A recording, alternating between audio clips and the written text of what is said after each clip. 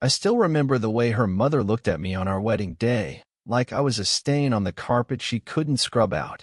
She clutched her pearls tighter than she did her daughter's hand. Every smile she offered me was brittle, like it might shatter into dust if I looked too long. And as for her sons, my new brothers-in-law, they treated me like the help from the moment I arrived. One of them actually handed me his car keys, assuming I was valet. And when I gently corrected him, he scoffed. "Oh, right. You're the janitor guy she married." The word janitor dripped from his mouth like something sour, something shameful. I forced a laugh and took the keys anyway. It was easier that way. They could mock the uniform, but they had no clue what lay beneath it. Before we dive into the story, we'll love to thank you for your continued support to this channel. If you enjoy this story and stories like this, kindly subscribe and hit on the notification button so you don't miss any of our stories. Our shout out goes to Anna from Denver, Colorado. We will love to hear from you also. Tell us where you're watching from in the comments section. We'll love to give you a shout out in our next video. Now let's begin. The truth was, they didn't know anything about me, not really. To them, I was the man who mopped floors, emptied trash cans, and smelled like bleach. That's all they chose to see. They never asked how I started my company, how I worked 2 jobs while putting myself through business school at night. They never knew about the government contracts I quietly secured or the properties I began acquiring in cash, one by one. No, they saw a mop and assumed that's all I had ever held. And so, at every family gathering, I was their favorite punchline. Don't let him near the wine table. He might start cleaning it. Make sure the floors are shiny. You've got your reputation to maintain. Laughter would follow, and I'd smile like I wasn't dying inside. What hurt the most wasn't their ridicule, it was my wife's silence. She never defended me. Not once. She said it was just how they are, and if I loved her, I'd ignore it. But love, I learned, should never require your dignity as collateral. Still, I stayed quiet. I nodded. I played the role. At Thanksgiving, I wore an apron and helped in the kitchen while the rest of the men drank whiskey and watched football. At Christmas, I was the one assembling chairs and hanging up decorations, while they bragged about their startups and stock portfolios. They didn't even invite me into the conversations. One time, I tried joining in, and her mother said, "Sweetheart, don't you have something to clean?" I smiled. I always smiled. But behind that smile, I was watching everything, memorizing every comment, every side-eye, every condescending chuckle. And slowly, piece by piece, I was planning. Not revenge, exactly, but something close, something colder.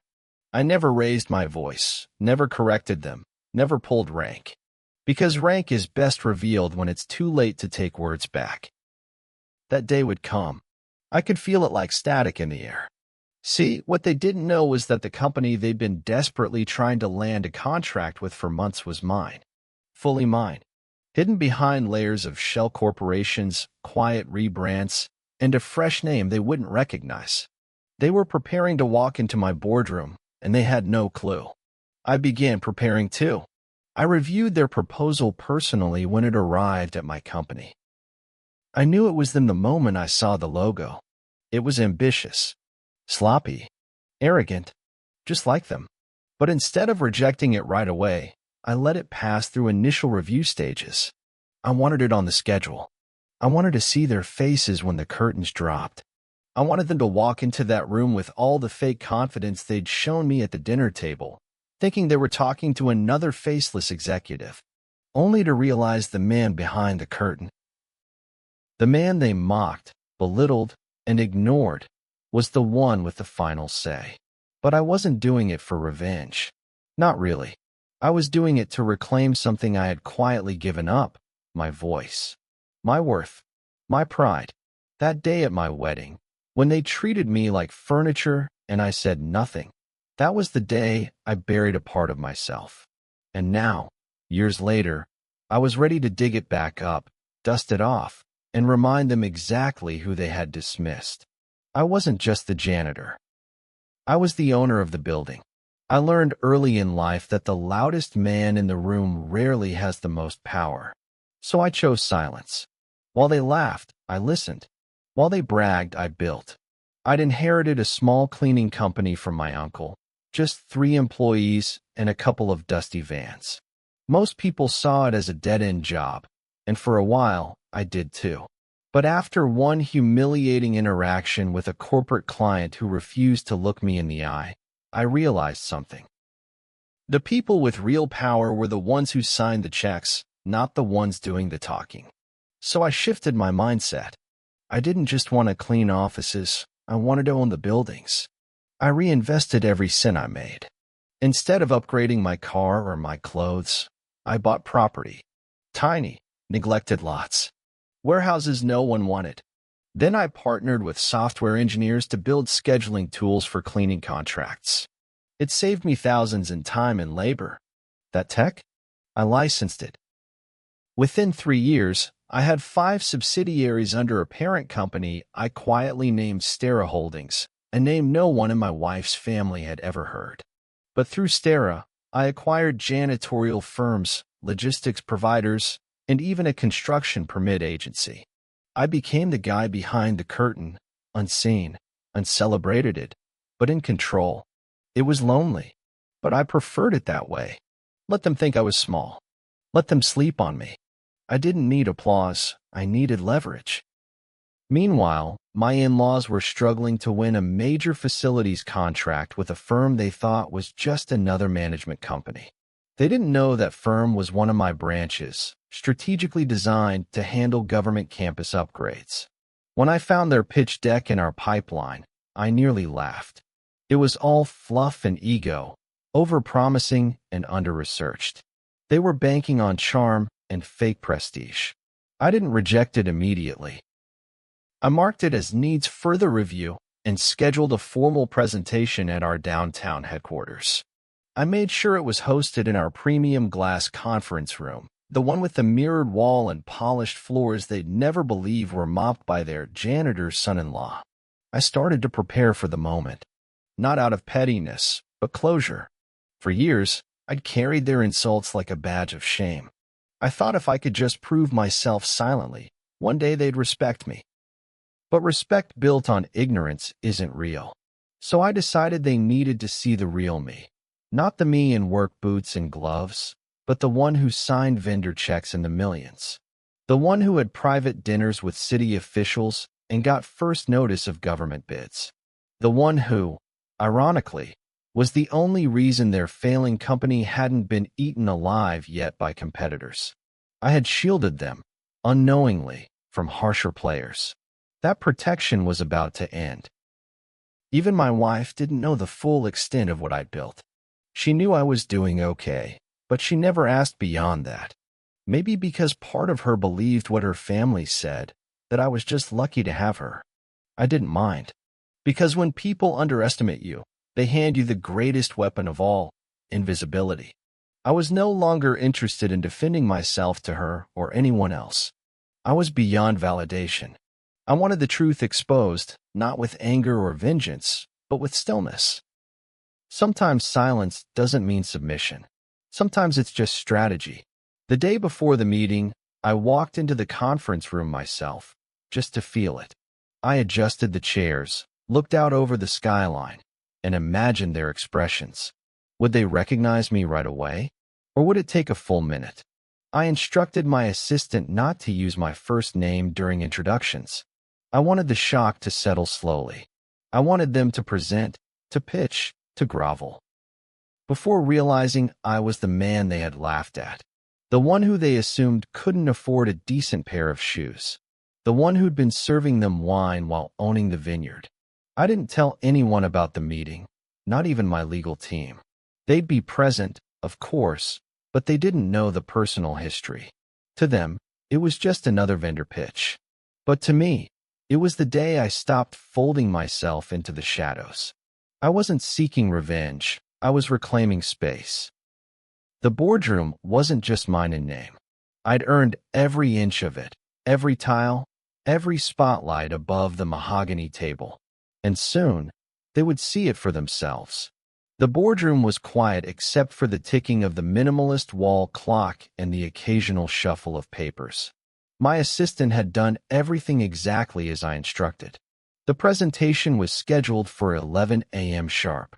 I stood behind the mirrored glass that looked into the room but didn't reveal my presence.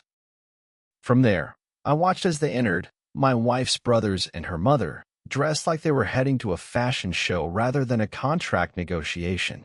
Her mother wore a deep burgundy suit, pearls bouncing against her neck as she laughed at some half-witted joke one of her sons cracked.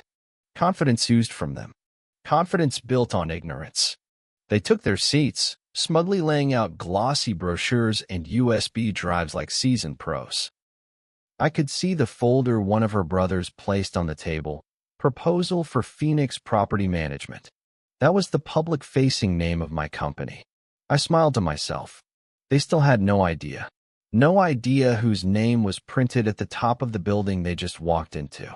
No idea who signed the payroll checks for the assistant who'd be introducing them shortly. No idea that the man they'd humiliated at every dinner, who they once asked to grab more napkins, was about to hold their professional future in the palm of his hand. My assistant walked in, tablet in hand, cool and collected as always. "Good morning," she said. "Thank you all for coming. Mr. Carter will be joining you shortly. He's been reviewing your materials personally and is eager to hear more." The room shifted.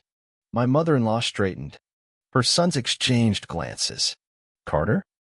I could see the wheels turning. No one in our family had that name, at least not to their knowledge. And they'd never once asked my last name. To them, I was just the janitor, the helper, the man with the mop, the one not worth remembering. I waited 10 more seconds, then stepped into the room. The sound of the door opening silenced everything. As I walked in, their faces moved in slow motion. First confusion, then disbelief, then something I'd never seen from any of them before, fear. Not of me, but of what my presence meant. My mother-in-law blinked twice as if she couldn't trust her eyes. One of her sons opened his mouth, closed it, then opened it again.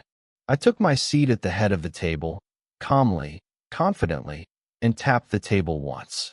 "Let's begin," I said. No one spoke.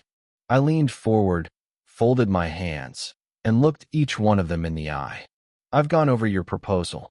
It's ambitious, though it does lack proper budgeting for equipment maintenance and overstates your existing clientele.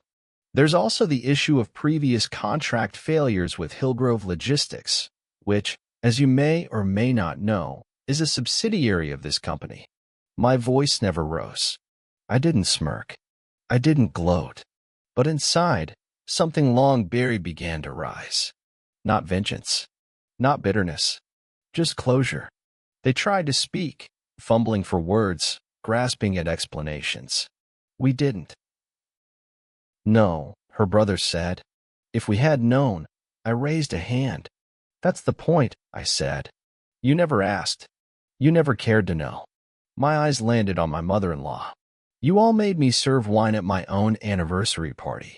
You handed me your coats and asked me to scrub the guest bathroom before dessert, all while I was underwriting the company that now has the power to approve or decline your future."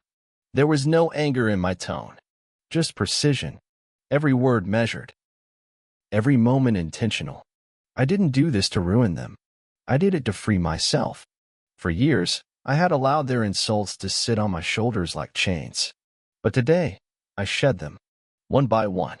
"So," I said, pushing their proposal back across the table, "we won't be moving forward with this bid. I wish you all the best. But we don't do business with those who treat their partners with contempt." Silence. My assistant returned a moment later. "Mr. Carter's next meeting is here," she said.